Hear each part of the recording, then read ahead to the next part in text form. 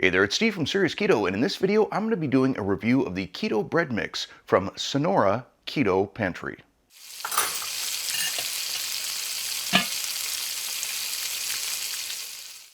Recently, Lupita from Sonora Keto Pantry reached out to me and asked if I'd be willing to review some of their products, and I responded the way that I always do, which is, if you truly believe in your products and are willing to subject them to an honest review and a blood glucose test, I'd be happy to. If you're just looking for promotion, then no. Lupita told me she absolutely wanted an honest review, so that's what you're going to get today. As you can see, they sent me 6 different mixes, so I'll be reviewing all of those within the next month or two, probably 2. I think the one I'm most excited about is the tamale masa. I haven't had a tamale in the almost 5 years that I've been keto, so this will be quite a treat. For this video, I'm going to be making bolillos. These are sort of somewhere between a bun and a roll, and are generally used in tortas or Mexican sandwiches. Before we get going, let's take a look at the nutritional information and ingredients.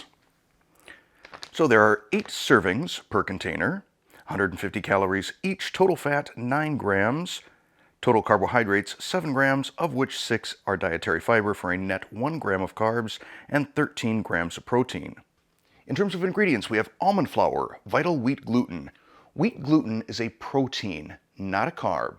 It's not something that's going to knock you out of ketosis. However, if you are gluten intolerant, that makes this a no-go. Cream powder, erythritol, psyllium husk powder, yeast, salt, spray-dried whole egg, and it looks like butter flavor. So with that out of the way, it's time to make, bake, and taste some bolillos. Into a medium-sized mixing bowl, I will dump the packet of bread mix, along with 1 cup of warm water. Then I'm going to stir this together with a spatula, making sure that all of the mix is incorporated. And then I'm supposed to knead this for 5 minutes.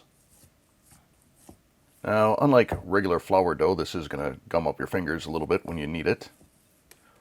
And because the bowl is gummed up, I'm going to transfer it to a separate bowl that's been lightly oiled with some olive oil, cover it, and then I'm going to let this rise for 1 hour. I'm going to put it in the oven with the oven light on so it's got a nice warm environment to rise in. And here it is an hour later, not really risen up very much. Transfer this to my non-stick baking mat, roll it out, and then I'm going to cut this into 8 pieces, kind of triangular shaped here, just because that'll make it easier to flatten out and shape the bolillo. So I'm going to press this into sort of a triangle or pear shape, fold in the edges, and roll this up, tapering the ends and pinching the bottom underneath. And I'll transfer this to a parchment-lined cookie sheet. Once they're all there, I'm going to use a paring knife and score the top so that as they bake, they'll kind of split open, giving me that bolillo look.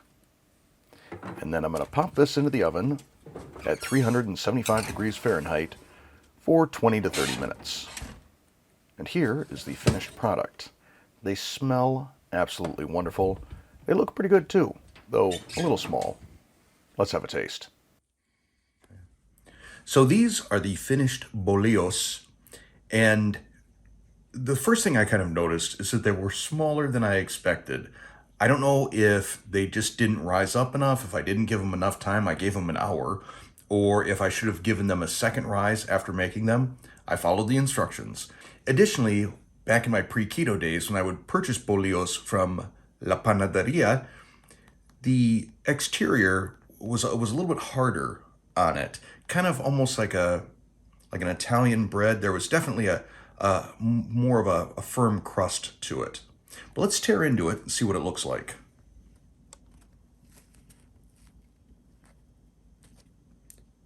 Pretty bready. Gonna smear a little butter onto it here.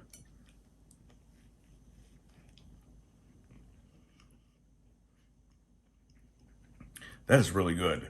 Texturally, probably from the almond flour, it's slightly grainier than a traditional bolillo, but this is solid. I like this. In fact, it almost makes me feel a little bit, it's not as fluffy as a crescent roll, but I kind of feel like you could almost use this dough and roll out sort of a crescent roll, maybe? I don't know. I'm gonna let my wife try. I'll just use the same piece that you had with some butter.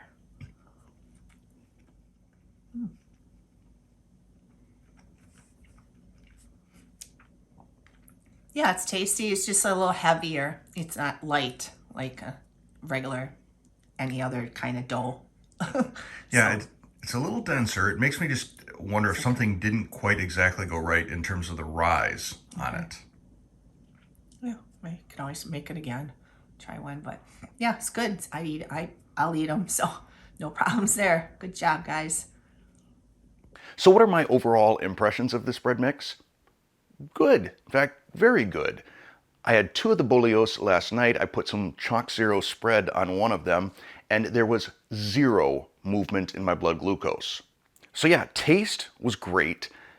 Texture was a little bit denser than I was expecting, and the size was a little bit smaller than I expected based on watching some videos on making bolillos.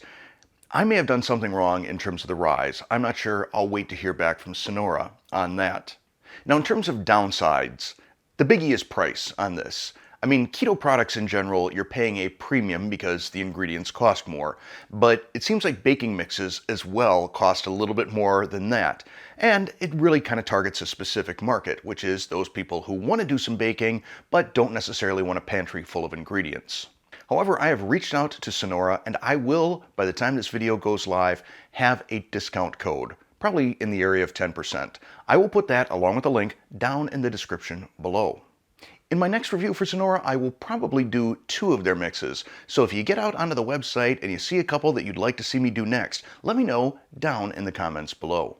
If you found this video helpful, please click that like button. If you're not a subscriber already, tap that subscribe button, then hit the bell to turn on all notifications. And like I said, if there are a couple of these that you would really like to see me do my next review on, let me know down in the comments below.